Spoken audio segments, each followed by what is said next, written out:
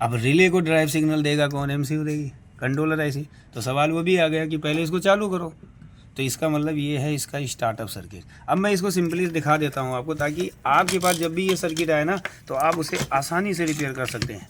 Lithium है, कोई घबराना नहीं, एक प्रॉपर बेस है, आपको स्टेप बाय स्टेप यहाँ पे बताया जाता है।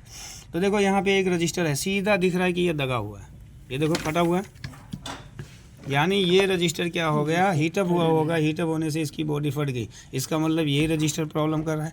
अब ये रजिस्टर क्या होता है? एलवीआर होता है, यानी लो वैल्यू का रजिस्टेंस होता है। उसके बाद एक हाई रेंज का रजिस्टर होता है, यानी जब 300 प्लस डीसी यहाँ पे बनता है ब्रिज पे, तो वही 300 प्लस डीसी वोल्ट इसको दी जाती है।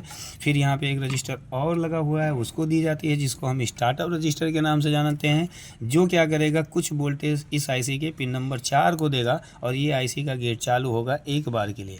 और यहाँ पे देखेंगे इस नंबर सर्किट का यूज़ किया गया। इस नंबर सर्किट से होते हुए ये प्राइमरी वाइंडिंग में जाता है और प्राइमरी वाइंडिंग से होते हुए इस आईसी के पिन नंबर 5, 6, 7, 8 पर ये चला जाता है। समझ में आया इतना फंडा? तो अब पीछे से अगर आपको दिखाना चाहें तो आप इजीली समझ सकते हैं ये सर्किट को, कोई ख़ास।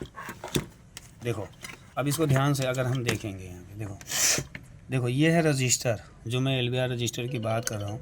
यहाँ से ब्रिज से जब 300 प्लस बनता है तो यहाँ पे आता है, यहाँ से यहाँ पे जाता है, फिर एक रजिस्टर दिया हुआ है, इस नेबर सर्किट दिया है, फिर यहाँ से ट्रांसफार्मर की प्राइमरी वाइंडिंग से आईसी के पिनों पे ये चला जाता है।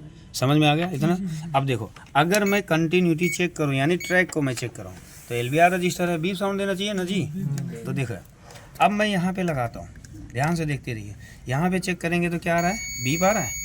तो यहाँ पे भी बीप देना चाहिए ना जी, नहीं दे रहा है ना। सिंपल तरीका है कि ये रजिस्टर या तो ओपन हो गया है या अपनी वैल्यू को बढ़ा लिया है। अब हम इस रजिस्टर की रेजिस्टेंस चेक करेंगे तो देखो यहाँ पे लगाएं, कितना पहुँचा है? मतलब किलो में चला गया रजिस्टर। एलवीआर रजिस्टर है, किलो में चला गया, जिसकी वजह से इसका स्टार्टअप सर्किट चालू नहीं हो रहा है, जिसके कारण यहाँ पे कोई भी एलईडी शो नहीं हो रही। यानी टोटली हम देखें तो ये टोटल डेड है।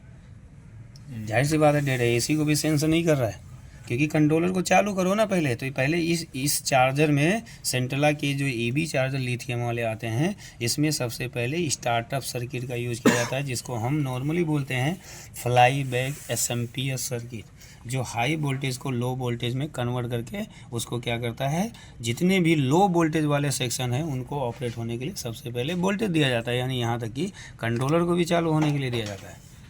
समझ में आया जी?